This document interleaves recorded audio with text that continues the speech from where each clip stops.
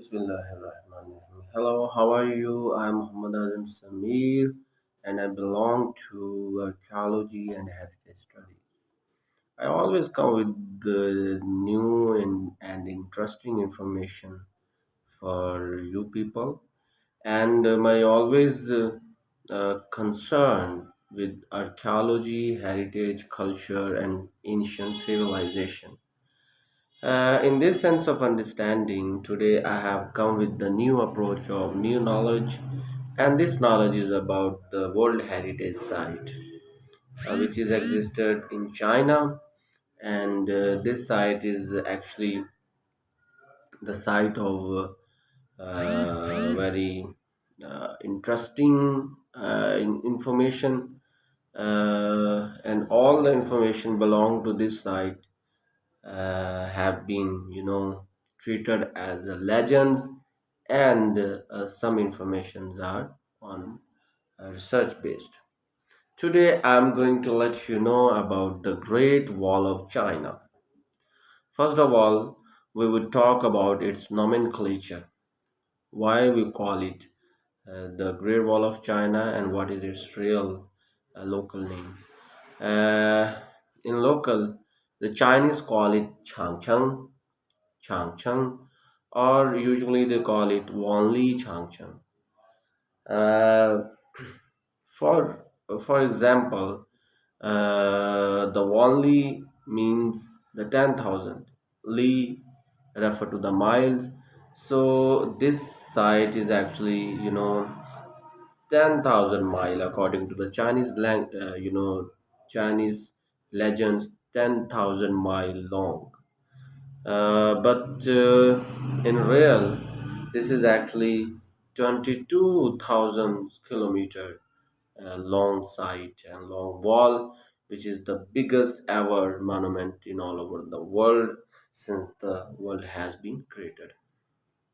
There are many interesting features about, and some historian call it the Wall of China, specifically the European scholars, and someone call it, the Great Wall of China. So recently, it is called as the Great Wall of China. There are many interesting facts about this Great Wall of China, as almost six dynasties have been involved in its constructions or fabrications. In this regard, the first name is Qin Dynasty. The very grandeur king called Qin Shi Huang. Uh, and his government was started in 220 BC. At that time,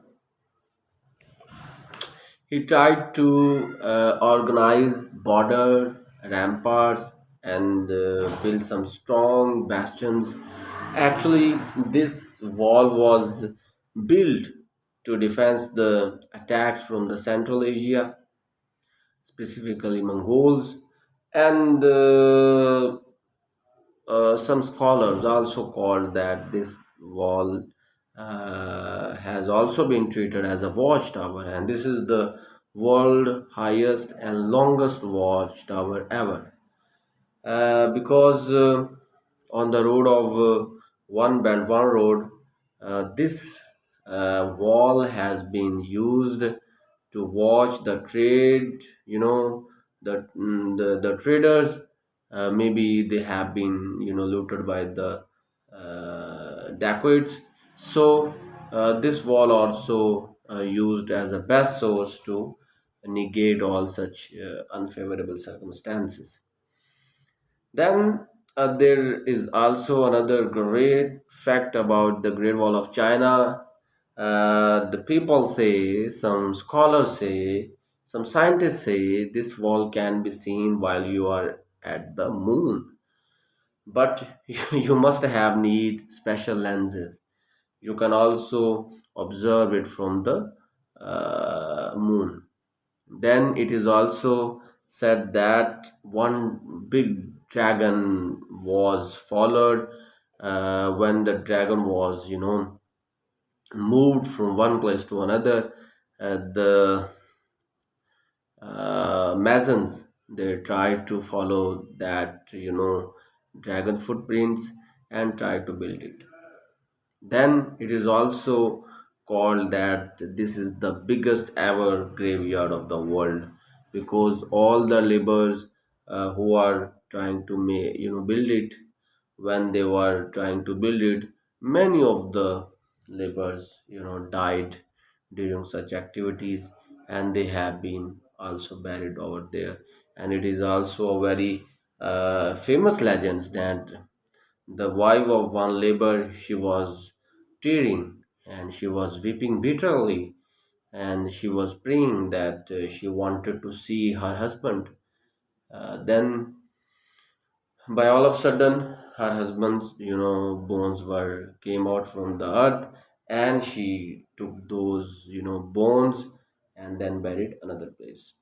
So the blood of many laborers have been used as a foundation, as a base, instead of water. uh, it is also a fact that this wall was uh, built by the soil and by the wood, but in later the bricks were used, and it was all done in the Ming dynasty. So the Qin dynasty and Ming dynasty from 1368 to 1664 AD, it is almost 300 years. During these 300 years, the wall was renovated. And it is very interesting that since last 500 years, there have never been big amendment or intervention into applied into this wall. Only very small minor changes have been made. Then this Great Wall of China, it is also very famous legends. Maybe Genghis Khan was also involved for the construction of this wall from the Mongolian side, but it is actually wrong. There are eight major points of this Great Wall of China, but the Badaling, which I myself visited, is the famous one, and you would enjoy while you are traveling to see the Great Wall of China. When you are in China, you would have definitely encouraged to visit this very beautiful monument.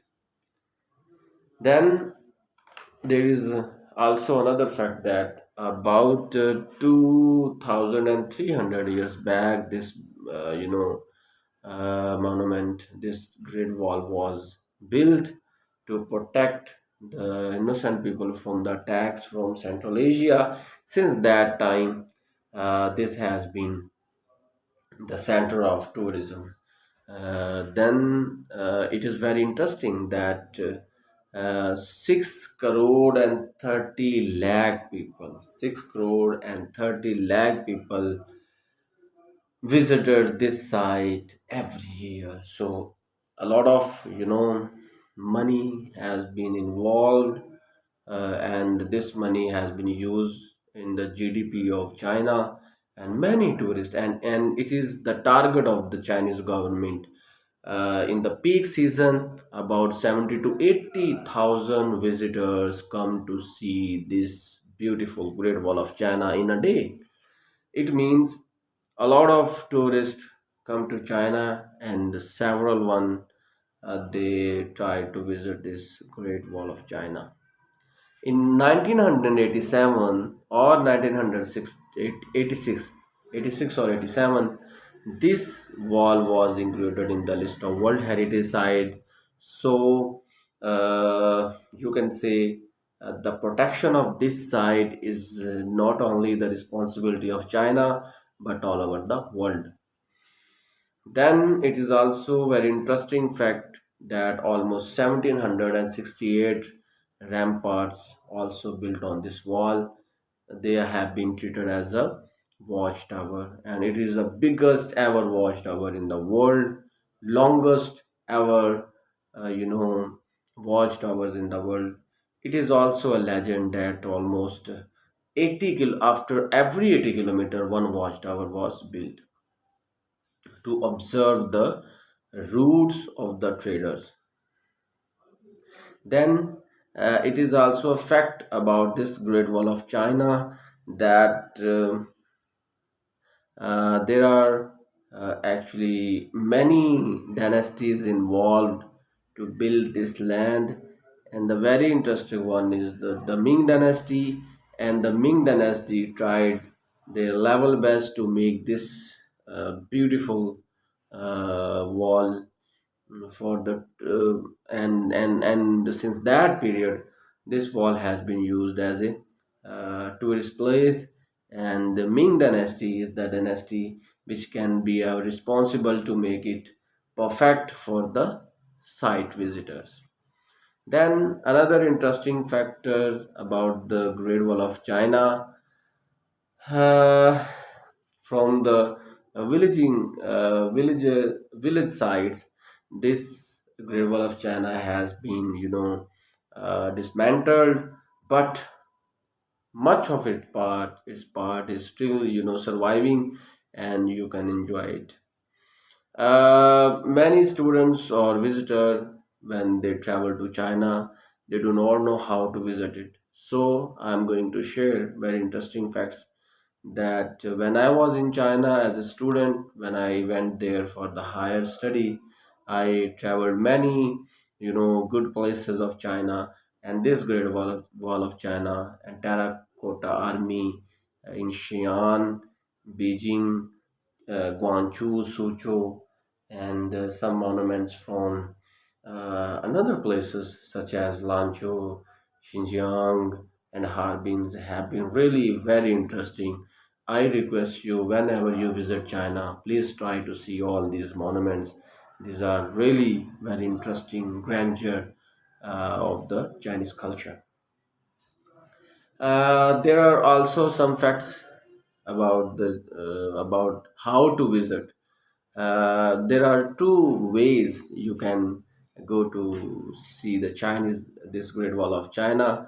The one, you can go from the Beijing and hire a rented car, which is very costly in my views, and then you can also get the local bus, maybe 50 to 80 yuan, or maybe 100 yuan is the rent, and 1.5 hours or 2 hours are involved.